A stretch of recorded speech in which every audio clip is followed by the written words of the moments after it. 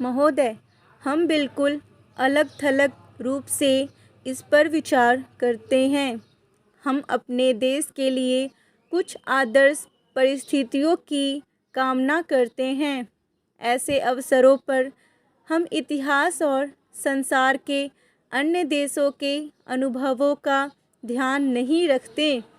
समस्त मानव इतिहास में यह देखा जा सकता है कि किसी भी देश में यह नहीं हुआ कि अर्थव्यवस्था निरंतर प्रगति ही करती जाए। यह सर्वोत्तम रूप से व्यवस्थित और सर्वाधिक विकसित देशों तक में नहीं हुआ। सदा उतार चढ़ाव आते हैं और प्रायः कुछ समय के लिए देश पिछड़ भी जाते हैं। यदि देश में सूखा पड़ता है अथवा मंदी आती है तो यह ऐसी समस्याएं हैं जिन पर रचनात्मक आलोचना के द्वारा विचार किया जाना चाहिए। यदि हम आर्थिक मोर्चे पर ऐसी किसी असफलता को देखते ही निराश हो जाएं जो उन कारणों से हुई जो हमारे नियंत्रण से बाहर थे, तो काम करने और संघर्ष करने की प्रायः कोई प्रेरणा नहीं रह जाएगी। जब इस वर्ष मार्च के महीने में सरकार ने कार्यभार संभाला तो देश के सामने अकाल मुंह बाए खड़ा था।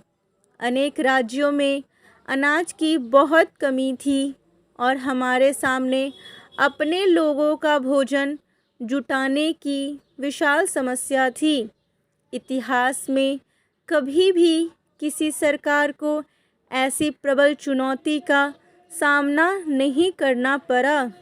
फिर भी हमने साहस और दृढ़ता से पूरा मुकाबला किया।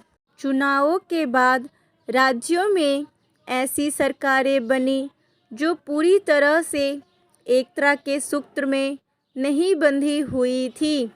ये सरकारें केंद्र की सत्तारूढ़ पार्टी के विरुद्ध थी, लेकिन हमने भूखमरी की चुनौती का सामना करने में इन्हें पूरा सहयोग दिया।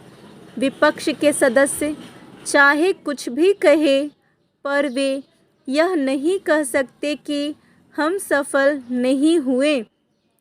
राज्यों के उनके अपने सहयोगी इस बात के साक्षी हैं कि हमने लाखों लोगों के जीवन की रक्षा करने में सफलता प्राप्त की। अंत में मैं सदन के दोनों पक्षों के सदस्यों से यह अनुरोध करना चाहती हूँ कि वे तात्कालिक महत्व की बातों से ऊपर उठकर इतिहास के व्यापक परिप्रेक्ष्य से इन समस्याओं पर विचार करें। हमने स्वतंत्रता के छठे दशक में प्रवेश किया है। देश की आधी जनता का जन्म स्वतंत्रता के बाद हुआ है।